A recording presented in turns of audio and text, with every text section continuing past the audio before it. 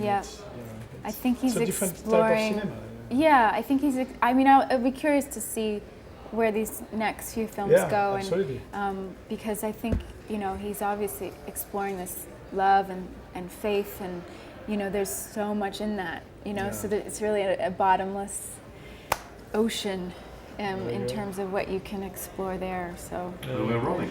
So tell me about the attraction to this film, and what themes, what metaphor attracted you, and what did you think you guys all together explored during this moment?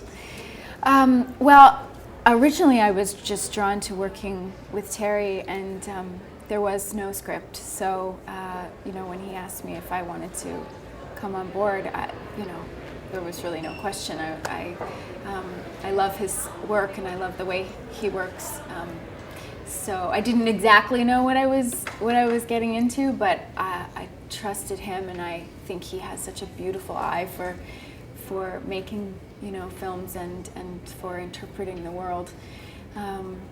So, and then as we started going along, it was clear that a love between lovers, rather than a love between father and son, like in Tree of Life. This was more about the love between Olga and Ben's character, and mine and Ben's character, and also I feel like this is my interpretation, but what happens when you lose, and bringing Javier's story into it, who's a priest who loses his faith, loses his grip on something he had such a grip on for so long, and what happens when the love or faith goes away?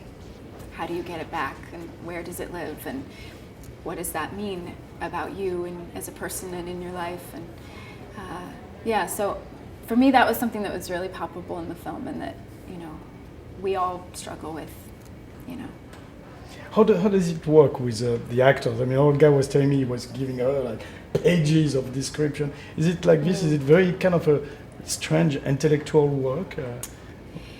I mean, it's not straight ahead. You get the script, and we're doing scene 54 tomorrow, and it's just so. It's much more freeform, and but you have a lot of guidance. I mean, Terry talks to you a lot about your character, and you talk about backstory, and where she might have lived, and what she's come from, and what she's been through, and where she's going, and then you get pages of beautiful poetry in the morning, and then you're free to expand on that as well. So that's basically how it goes. How do you see yourself change after working in a movie like this, and as you said, that's kind of making you face your own relationship with love, with faith? How do you see yourself change, and what type of growth does it bring to you? Well, I certainly learned to let go, to, I feel like Terry's like a sculptor, really. He brings a lot of clay to the table and collects a lot of material, and then he allows the story to reveal itself. And I think that's a really brave way of working, but I think it's very honest. I think it's mining moments out of life and letting them be what they are. And I think he's very good at that. So I've learned to kind of try to do that in my own work and my own acting, to not feel like I have to get to this end goal, but maybe let's just see what's along the way, which is easier to do in a Terrence Malick film than others, maybe. But it was a great exercise. Was there a particular scene for you that was trickier maybe to execute than another one? Amanda, can you just... sorry, it's okay. Was there a scene that was trickier? Yes, maybe more challenging, a moment in that movie. I'm quite scared of horses, so, or I should say I'm very allergic to horses, so I haven't had a lot of experience with them.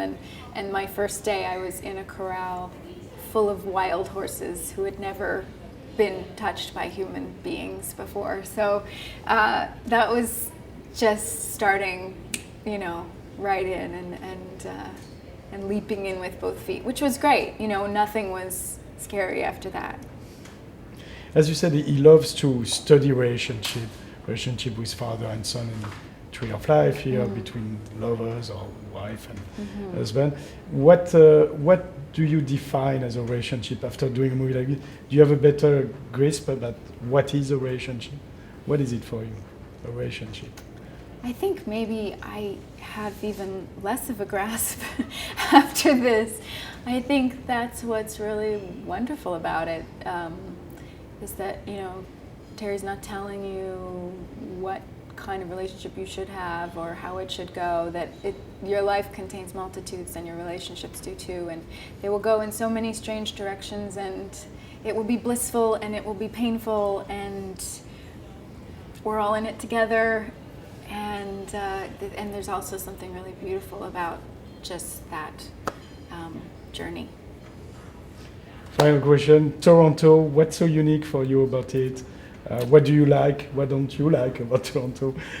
Tell me about the Torontonian experience. The Torontonian. Well, for me, you know, I love Toronto. I think it's a really accessible city. You know, I can ride my bike everywhere. You don't ever have to sit in traffic.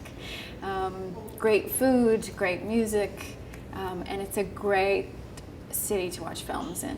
You know, we've got the TlifeVideo Lightbox, and now this new Hot Docs. Have you been to the Hot Docs Theater yet? Gorgeous. I mean, that theater was going to go under, and then they just went the opposite direction, and it's so beautiful, and you know, a place dedicated to documentaries all day long is, you know, is fabulous. So yeah, I think Toronto, obviously I'm biased, but I think it has an awful lot going for it, and it's a great place for a film festival. Great. Well, Yeah. thank you so much, Thank Rachel. you. Thank you.